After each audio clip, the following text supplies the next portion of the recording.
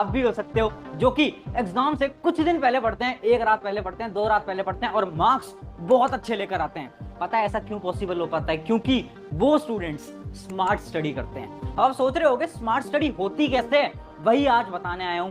5 steps बताऊंगा smart study के। अगर इनको फॉलो करा, मार्क्स आपके ऑटोमेटिकली इंक्रीज होंगे और शायद आप भी अपनी क्लास के टॉपर बहुत आसानी से बन पाओगे, वो भी कम समय के अंदर। एक एक करके सारी टिप्स समझाता हूं। पहली टिप समझाता हूं बड़ी ही एक इंटरेस्टिंग स्टोरी के साथ। ये स्टोरी है एक स्कूल की। एक स्कूल के अंदर एक बार एक टीचर होते हैं जो कि क्लास के अंदर आते हैं। क्लास के अंदर आकर वो बड़ा ही एक टफ सवाल दे देते हैं सभी स्टूडेंट्स को। एक ऐसा सवाल जो कि क्लास का एक भी बच्चा सॉल्व नहीं कर पाता। 10-15 मिनट तक सब स्टूडेंट्स बैठे रहते हैं, सॉल्व करने की कोशिश करते रहते हैं, बट कोई सॉल्व नहीं कर पाता। 10-15 मिनट बीत जाते हैं। उसके बाद जो टीचर थे क्लास के, वो 2 टॉपर स्टूडेंट्स को बुलाते हैं अपने पास और उन 2 टॉपर स्टूडेंट को बोलते हैं, अच्छा तुमसे टफ सवाल नहीं हो पाया, कोई दिक्कत नहीं है, तुम्हें ना मैं एक इजी सवाल दे देता हूं, अब इसको तुम सॉल्व करने का ट्राई करो। अब वो टॉपर स्टूडेंट उस इजी सवाल को ट्राई करते हैं सॉल्व करने का, बट उनसे वो इजी सवाल भी सॉल्व नहीं हो पाता। अब बड़े निराश होकर वो अपनी बेंच पे जाकर वापस से बैठ जाते हैं। अब टीचर क्या करते हैं कि वो जो मुश्किल सवाल था ना, उसको क्लास के जो ब्लैक बोर्ड होता है उसके ऊपर सॉल्व करा देते हैं और सबको समझा देते हैं कि जो टफ वाला सवाल था उसको ऐसे सॉल्व करते हैं, मतलब उससे पूरा का पूरा सोल्यूशन सबको दिखा देते हैं। अब वो टीचर 2 एवरेज बच्चों को बुलाते हैं, क्लास के 2 एवरेज बच्चों को बुलाते हैं और उन्हें वही सेम इजी सवाल देते हैं जो कि उन 2 टॉपर को दिया था ना, वही इजी सवाल देते हैं सॉल्व करने के लिए। और शॉकिंगली वो जो 2 एवरेज बच्चे थे ना, उन्होंने वो आसान सवाल सॉल्व कर दिया, जबकि वो जो 2 टॉपर बच्चे थे ना, वो तो इस सवाल को सॉल्व ही नहीं कर पाए। सब क्लास के स्टूडेंट शॉक हो गए, यार ये कैसे पॉसिबल है, क्लास के टॉपर सॉल्व नहीं कर पाए, एवरेज ने कैसे कर दिया। तुम भी शॉक हो गए होगे ना, तुम भी सोच रहे होगे ना ये कैसे पॉसिबल हो पाया। ये पता है क्यों पॉसिबल हो पाया? क्योंकि जब उन 2 टॉपर बच्चों को बुलाया तो उनके दिमाग में ऑलरेडी प्रेशर था।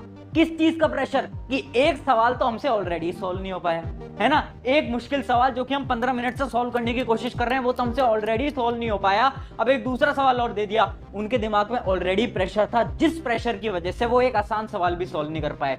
जबकि जब उन 2 एवरेज बच्चों को बुलाया ना, तो उस समय तक टीचर ने वो जो पिछला सवाल था ना, वो पूरा का पूरा सॉल्व करा दिया था, जिससे क्या हुआ, उनके दिमाग का जो प्रेशर था ना वो खत्म हो गया, उन्हें पहले सवाल का सोल्यूशन मिल गया। अब जब उनको दूसरा सवाल दिया गया जो कि एक आसान सवाल था, तो उन्होंने बड़ी आसानी से उस सवाल को सॉल्व कर दिया। तुम सोच रहे होगे भैया ये कहानी आप हमें क्यों बता रहे हो? क्योंकि ये कहानी बहुत ज्यादा इंपॉर्टेंट है और यही है हमारा पॉइंट नंबर 1 जो कि है ओवर थिंकिंग। देखो तुम पूछते हो ना कि प्रशांत भैया हम पढ़ते तो हैं बट एग्जाम के अंदर ना हम चीजों को भूल जाते हैं, हम याद नहीं कर पाते, पता नहीं कैसे।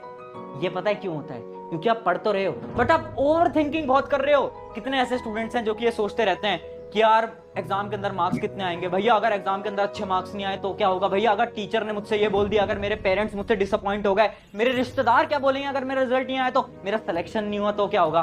कितने ऐसे स्टूडेंट्स हैं। हम क्या कर रहे हैं, हम हर रोज ओवर थिंकिंग कर रहे हैं, हम दिमाग को भरे जा रहे हैं और उसके बाद पढ़ने बैठ रहे हैं। अरे भाई दिमाग तुम्हारा इतना है, पूरा तुमने भर रखा है, अब तुम पढ़ने बैठोगे 10 घंटे पढ़ो, 12 घंटे पढ़ो, 24 घंटे पढ़ो, कुछ जाएगा अंदर? नहीं जाएगा। सबसे बड़ी प्रॉब्लम है ओवर थिंकिंग। 99% स्टूडेंट्स इस प्रॉब्लम की वजह से नहीं पढ़ पाते। अगर आपने ओवर थिंकिंग करना बंद कर दिया ना, भरोसा मानो आपको 12 घंटे पढ़ने की जरूरत नहीं है, आप कम पढ़ोगे बट आपके मार्क्स बहुत अच्छे आने लगेंगे। और वो जो स्टूडेंट है ना जो आखिरी के समय पर पढ़ते हैं, वो पता है क्यों अच्छे मार्क्स लाते हैं? क्योंकि वो ओवर थिंकिंग नहीं करते। वो ये नहीं सोचते कल क्या होगा, परसों क्या होगा, वो सोचते हैं भाई जितना टाइम है पढ़ लेते हैं, अपना बेस्ट लगा देते हैं और वो अच्छे मार्क्स ले आते हैं। तो पहला स्टेप याद रखना है, avoid over thinking, one of the most important step. अब बढ़ते हैं हमारे दूसरे स्टेप की तरफ जो कि है टाइगर स्ट्रैटेजी। बड़ी ही इंपॉर्टेंट स्ट्रैटेजी। देखो आपने एक टाइगर को, एक शेर को शिकार करते हुए देखा है? अच्छा चलो मान लो नहीं देखा हो, कभी मूवीज वगैरह में तो देखा होगा। अगर मूवीज में नहीं देखा तो मैं बता देता हूँ। जो शेर होता है, जो टाइगर होता है ना, वो हर रोज शिकार नहीं करता, वो ना कभी कभार शिकार करता है, मतलब वीक में एक बार, महीने में 1-2 बार ही शिकार करता है। बट जब वो शिकार करने जाता है ना, तो अपनी वो पूरी एनर्जी लगा देता है, पूरी चीजें लगा देता है, अपना बेस्ट लगा देता है उस शिकार के पीछे, है ना। और ये जो आखिरी का समय है ना, एग्जाम का टाइम, इसमें आपको टाइगर की तरह बनना पड़ेगा, आपको शेर की तरह बनना पड़ेगा। अब आप 12 घंटे पढ़ो, 10 घंटे पढ़ो, फर्क नहीं पड़ता, बट आप जितने भी घंटे पढ़ रहे हो ना, उस घंटे में अपना बेस्ट लगा दो। अच्छा तुमने कितनी बार ये देखा होगा कि तुम पढ़ रहे हो, तुम्हारा हाथ मोबाइल फोन पे चला गया, तुम पढ़ रहे हो, तुम्हारा अचानक से हुआ कि यार चल पानी पी के आते हैं, घूमने जाते हैं, और फिर तुम बाहर गए अपने रूम से और फिर तुम 1 घंटे बाद रूम के अंदर आ रहे हो। कितनी बार हुआ ये? होता है ना। तो हम पढ़ते तो हैं बट हम अच्छी तरीके से नहीं पढ़ते। तो अब से आपको क्या फॉलो करना है? Tiger strategy. टाइगर स्ट्रेटेजी ये बोलती है कम पढ़ो, 5 घंटे पढ़ लो, 4 घंटे पढ़ लो, 6 घंटे पढ़ लो, फर्क नहीं पड़ता, बट उस समय पर आपको तपस्या करनी होगी। तपस्या मतलब कि भैया सब कुछ भूलना पड़ेगा। मोबाइल फोन कहाँ है? दूर रख दो, दूर रख दो, रूम की कुंडी लगा ली है ना, अपनी किताब कॉपी के साथ बैठ के पढ़ रहे हो, उस समय पर डिस्ट्रैक्शन एकदम जीरो करना पड़ेगा। ये है हमारी टेक्निक नंबर 2 जो कि है टाइगर स्ट्रैटेजी। अब बढ़ते हैं हमारी अगली टेक्निक की तरफ जो कि है टाइम मैनेजमेंट। सबसे बड़ा सवाल जो कि मुझसे हर एक स्टूडेंट पूछता है कि भैया टाइम नहीं है, भैया टाइम ही नहीं है, भैया एग्जाम इतने पास हैं, एग्जाम तो हमारे ऑलरेडी चल भी रहे हैं और भैया इतना कम टाइम है, कैसे हो पाएगा, मेरा दिन तो यहाँ वहां चला जाता है। उसके अलावा भैया मैं टाइम टेबल बनाता भी हूँ, बनाती भी हूँ, बट मैं फॉलो ही नहीं कर पाता, फॉलो ही नहीं कर पाती, है ना। ये सारे डाउट्स है ना। अब ध्यान से सुनना, आपको बोल कौन रहा है कि टाइम टेबल बनाओ? कौन कह रहा है आपको टाइम टेबल बनाने के लिए? भैया सब बोलते हैं, हमारे टीचर बोलते हैं, यूट्यूब पे बोलते हैं सब। मैं क्या बोल रहा हूँ? टाइम टेबल मत बनाओ। हाँ, आखिरी के समय पर टाइम टेबल नहीं बनाना। फिर क्या करना है भैया? डेली गोल लिखना है। डेली गोल क्या होता है? हर रोज के टारगेट्स लिखो ना कि आज मैं क्या करने वाला हूं। जैसे कि एक एग्जांपल दे देता हूं, मान लो आप टाइम टेबल बनाते थे कि 10 से 11 मैं ये करूंगा, 11 से 12 मैं ये करूंगा, ऐसा। अब ऐसा टाइम टेबल मत बनाओ। डेली के टारगेट्स लिखो कि आज मुझे एक मेरा चैप्टर है XYZ, उस चैप्टर को खत्म करना है, उस चैप्टर को खत्म करना है। अब चाहे कुछ हो जाए, अब चाहे सुबह हो रही है, शाम हो रही है, रात हो रही है, ये चैप्टर जब तक मैं खत्म नहीं करूंगा मैं सोऊंगा नहीं। ऐसी डेडिकेशन अगर आ गई ना तुम्हारे अंदर, कोई रोक नहीं पाएगा, कोई रोक नहीं पाएगा तुम्हें। तो डेली टाइम टेबल बनाओ, है ना। ये वाला टाइम टेबल नहीं बोल रहा मैं, ये बोल रहा हूँ गोल्स लिखो और उन गोल्स को अचीव करो, बस इतना। अब दूसरा आपका सवाल, भैया गोल्स लिख तो लेते हैं बट भैया अचीव नहीं कर पाते, क्योंकि हमारे पास क्या है ना भैया, हमारे पास टाइम ही नहीं है। अरे दोस्त, किसने बोला तेरे पास टाइम नहीं है? तेरे पास बहुत ज्यादा टाइम है बट तू देख नहीं पाता। अब आपको क्या करना है ना, अपनी मेंटेलिटी को थोड़ा बहुत चेंज करना पड़ेगा। कैसे? अभी तक आप क्या करते आ रहे थे?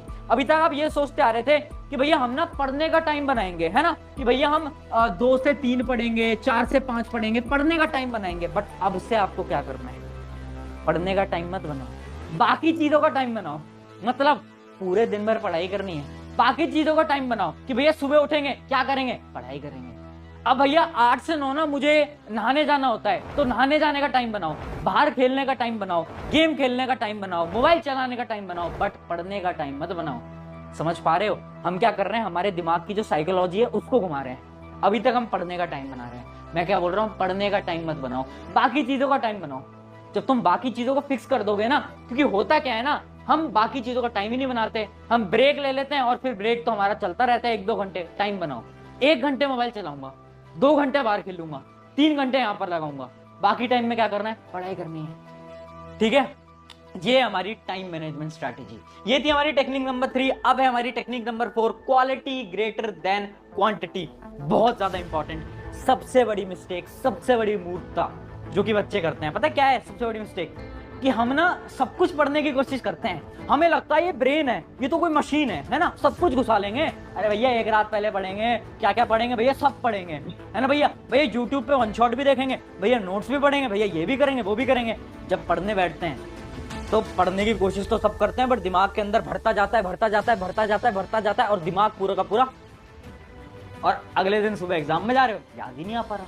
याद कैसे आएगा? सब कुछ तो भर रखा है, कैसे लिख पाओगे? तो करना क्या है, इमेजिन करो आपके एग्जाम के अंदर आ रहे हैं 10 चैप्टर। मैं क्या बोल रहा हूँ, 10 चैप्टर मत पढ़ो, पूरे चैप्टर मत पढ़ो, 8 चैप्टर पढ़ लो, 8 चैप्टर पढ़ लो। बट ये जो 8 चैप्टर है ना, उनको ऐसे करके जाओ कि अगर एक भी सवाल आ जाए एग्जाम के अंदर तो बोल दो कि भैया आता है मेरे को। ठीक है, तो सब कुछ मत पढ़ो, बट जितना पढ़ो उसको ऐसे पढ़ो ना कि भैया याद रहना चाहिए, रिवाइज करो उसको बार बार। Revision is important. ठीक है, तो ये होता है हमारा क्या, quality is greater than quantity. और मैंने तो बहुत सारे बच्चों को देखा है, अपना समय कहाँ लगाएंगे, नोट्स बना रहे हैं। अरे भाई आखिरी के समय पर नोट्स क्यों बना रहे हो तुम? आखिरी के समय पर नोट्स बना रहे हैं, अपने 2-2 घंटे बैठ के नोट्स बना रहे हैं। आखिरी के समय पर नोट्स नहीं बनाए जाते, ऐसी गलती मत करना। ठीक है, अगला और सबसे इंपॉर्टेंट पॉइंट, आखिरी पॉइंट, जो कि है मेक योर व्हाई क्लियर। इसको मैं छोटे से स्टोरी और एक एग्जांपल के साथ समझाता हूं। इमेजिन करो 2 बिल्डिंग हैं, ये है हमारी बिल्डिंग नंबर 1 जिसको मैं B1 बोल रहा हूं, और ये है हमारी बिल्डिंग नंबर 2 जिसको मैं B2 बोल रहा हूं। ठीक है, आप हो यहां पर, आप हो यहाँ पर, ठीक है, और बिल्डिंग 2 के अंदर अचानक से आग लग जाती है, अचानक से आग लग जाती है। क्या आप अपनी बिल्डिंग को क्रॉस करके अब बिल्डिंग 2 के अंदर जाओगे?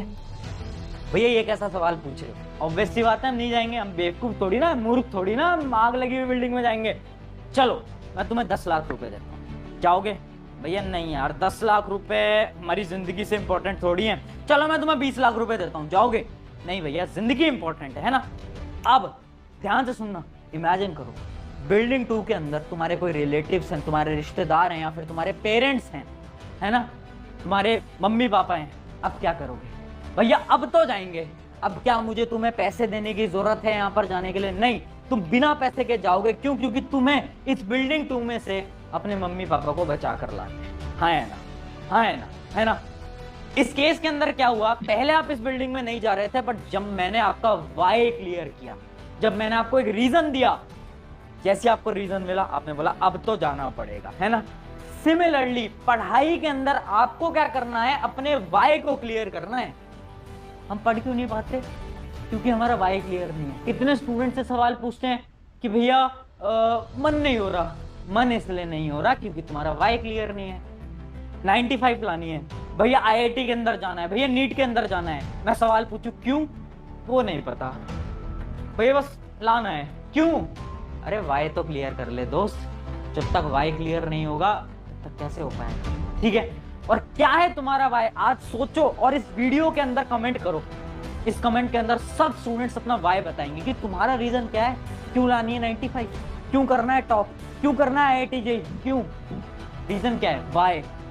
हर एक स्टूडेंट आज अपना वाई लिखेगा, जिससे कि तुम्हें याद रहेगी यार ये मेरा रीजन है जिसकी वजह से मुझे मेहनत करनी है और पढ़ाई करनी है। तो ये थी आज की वीडियो, जिसके अंदर मैंने आपको 5 स्मार्ट स्टडी की टिप्स बताई। अगर इन टिप्स को फॉलो करते हो, और मैं बोल रहा हूँ अगर सच में फॉलो करते हो, वीडियो देख के चले जाओगे भूल जाओगे, कोई फायदा नहीं है दोस्त। सच में फॉलो करो, ट्राई करो, देखना कुछ दिन के अंदर रिजल्ट्स मिलेंगे और जो आपके मार्क्स हैं वो अचानक से इंक्रीज हो जाएंगे। शुक्रिया एवरीवन, मेरा नाम है प्रशांत। अगर वीडियो अच्छी लगती है चैनल सब्सक्राइब करना वो आपकी मर्जी है, बट अपने एक दोस्त के साथ तो जरूर शेयर कर देना। शुक्रिया एवरीवन।